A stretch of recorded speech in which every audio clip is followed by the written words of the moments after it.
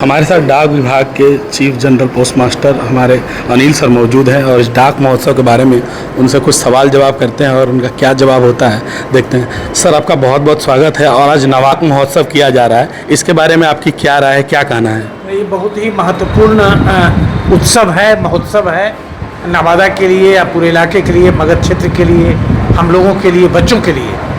क्योंकि डाक टिकट जो है, एक छोटा सा डाक टिकट छोटा सा दिखता है, लेकिन वो किसी भी देश का एम्बेसडर है, माने छोटा राजदूत है। वहाँ से उस स्टाम्प से हम अपने देश के संस्कृति के बारे में, सभ्यता के बारे में, ज्योग्राफी के बारे में, हिस्ट्री के बारे में, आर्ट के बारे में, कल्चर के बारे में जानते हैं। तो ये अवसर है और एक बहुत बड़ा शौक़ है ये। अगर बच्चे इस शौक़ को अख्तियार करें, इस शौक़ को अपनाएं, अगर ये शौक़ उनमें कल्टिवेट हो जाए तो बच्चे जो अननेसेसरी डिस्ट्रैक्शन या बैड डिस्ट्रैक्शन होता है, जैसे लैपटॉप में लगे हुए हैं, टैब में लगे हुए हैं, कहीं गेम खेल रहे हैं, इससे वो लोग बचेंगे और बहुत अच्छा नॉलेज होगा।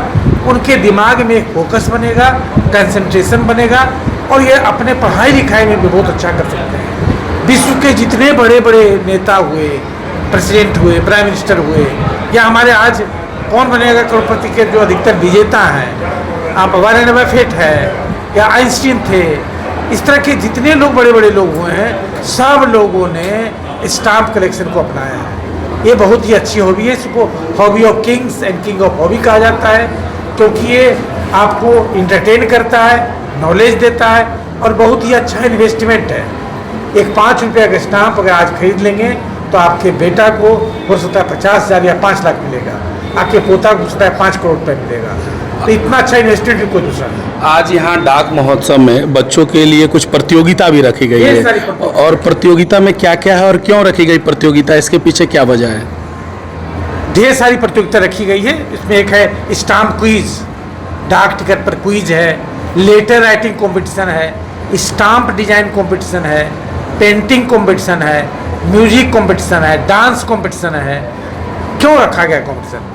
ये सारे कंपटीशन क्या है, क्रिएटिव बनाते हैं बच्चों को। चाहे आप डांस करते हैं, चाहे पेंटिंग करते हैं, या आप डाक टिकट संकलन करते हैं, तो आपको एक क्रिएटिव बनाता है, आप में एक हुनर पैदा करता है, आपको जो जीवन के एक ऊंचे उद्देश्य के लिए तैयार करता है। देखिए, जापान में एक विधा है या एक तरीका है, उसको कहते हैं इकिगाई। इकिगाई का मतलब होता है कि आप अपने जीवन के उद्देश्य को, पर्पस ऑफ लाइफ को आप खोजिए, ढूंढिए, और जो पर्पस ऑफ लाइफ है, यानी जिस काम में आपको सबसे ज़्यादा मन लगता है, सबसे ज़्यादा क्रिएटिव हो सकते हैं, उसी काम को करने के लिए लोगों को अग्रेसित किया जाता है, उत्साहित किया जाता है, प्रायोजित किया जाता है। और यही कारण है कि लोग वो काम करते हैं जिसमें उनका मन लगता है।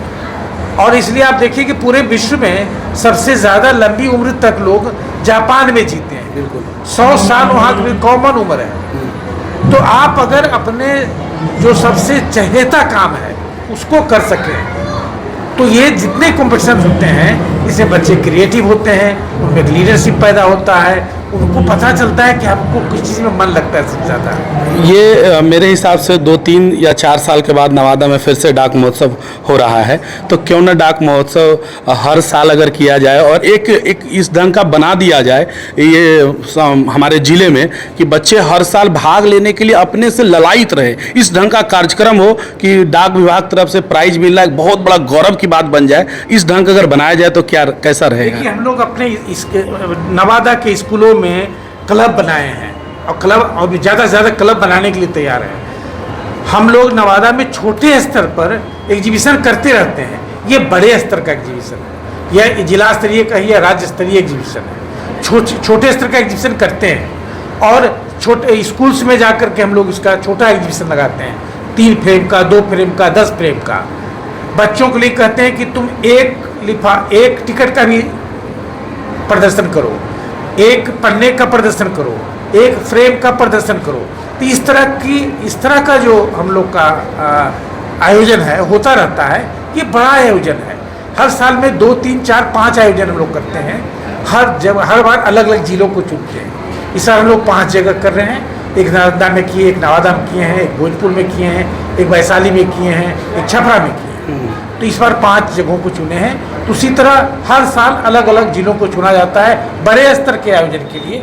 छोटा स्तर का आयोजन हम लोग स्थानीय स्तर पर हर साल, इनफैक्ट हर महीने कुछ न कुछ करते हैं। डाक विभाग में अभी आधार का भी कार्यक्रम बनाया जा रहा है, लेकिन आधार के लिए बहुत ही नेसेसरी चीज़ है जन्म प्रमाण पत्र, बर्थ सर्टिफिकेट, और उसको बनाने के लिए इधर उधर बच्चे दौड़ते हैं। दूसरी बात है कि जो बच्चे मिडिल स्कूल में पढ़ते हैं, 5-6 साल के बच्चे हैं, उनको बैंक जाना पड़ता है, माँ बाप के नाम पर अकाउंट खुलवाना पड़ता है। लेकिन हमारे पोस्ट ऑफिस में वो सेवा नहीं है कि सरकारी लाभ ले सके। 10 साल से नीचे के बच्चे हैं, उनको कैसे लाभ मिलेगा? हमारे यहाँ तो जो सुविधा है, जो समाधान है, वो 0 साल के बच्चे, 10 साल के बच्चे नहीं, पैदा होने के तुरंत बाद हमारे यहाँ का अकाउंट खुल सकता है। हमारे यहाँ पैदा होने के तुरंत बाद हम लोग 1 दिन के बच्चे का भी आधार बनाए हैं। 0 डे के बच्चे का भी आधार बनाए हैं। तो 1 दिन के बच्चे, 0 डे के बच्चे का आधार बनाने का प्रावधान हमारे यहाँ है। हमारे यहाँ हर एज के बच्चे का अकाउंट खोलने का प्रावधान है। और जितना तरह का डीबीटी, डायरेक्ट बेनिफिट ट्रांसफर जो होता है, 67 डिपार्टमेंट और 67 योजना का जो डीबीटी होता है, वो डाकघर से हम लोग करते हैं। और आपको जानकर आश्चर्य होगा कि पिछले साल हम लोग करीब 3000 का, 2600 कुछ है, माने 2700 करोड़ रुपए का डीबीटी बिहार में किए हैं। और बैंक से बहुत आसान है। हमारा अकाउंट तो आप घर बैठे भी खुलवा सकते हैं। हमारा डाकिया जब जाता है आपके यहाँ, तो आपके घर पर ही अकाउंट खोल देता है। वो आईबीपी का अकाउंट होता है सर, और उसका एज रिस्ट्रिक्शन है 10 साल। लेकिन नहीं सर, एज रिस्ट्रिक्शन है सर, 10 साल से ही बच्चे आईबीपी का अकाउंट खुला सकते हैं। हम हमारे यहाँ आप माइनर अकाउंट खुलाइएगा, 0 डे का अकाउंट खुलाइएगा, उसको आप जो भी अकाउंट है, अगर डीबीटी लेना है तो, अगर डीबीटी लेना है तो आप उसे लिंक कर देंगे, डायरेक्ट खोलने की जरूरत नहीं है, उसे लिंक कर देंगे तो आप उसका काम हो गया। मतलब अब डाकघर से भी छोटे बच्चे अकाउंट खुलवाकर डीबीटी का लाभ ले सकते हैं।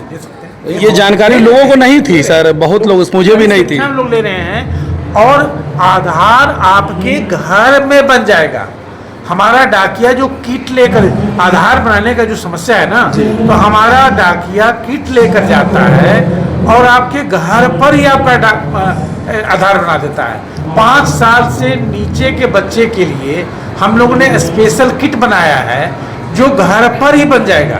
आपको कहीं आने जाने की जरूरत नहीं है। आप अपने डाकिया से संपर्क कर लीजिए, बात कर लीजिए, वो नेक्स्ट डे जब आए या कोई जो भी डेट आपको शूट करता है उस दिन आपको बता देंगे, उस दिन आपका अकाउंट खोल देंगे। उसमें एक समस्या आ रही है सर, बर्थ सर्टिफिकेट की। क्या बर्थ सर्टिफिकेट बनवाने का पोस्ट ऑफिस में कुछ हो सकता है या हो रहा है? बर्थ सर्टिफिकेट हमारे थ्रू बन सकता है, मेरे थ्रू अप्लाई कर सकते हैं, लेकिन बर्थ सर्टिफिकेट का, डेथ सर्टिफिकेट का जो रजिस्ट्रार है, वो बिहार सरकार के द्वारा रजिस्टर्ड है, नॉमिनेटेड है। जो स्थानीय स्तर में कहीं म्यूनिसिपल कॉर्पोरेशन में होते हैं, कहीं सीओ होता है, कहीं और कई तरह के लोग होते हैं, वही करेंगे। हाँ, मेरे थ्रू आप अप्लाई कर सकते हैं।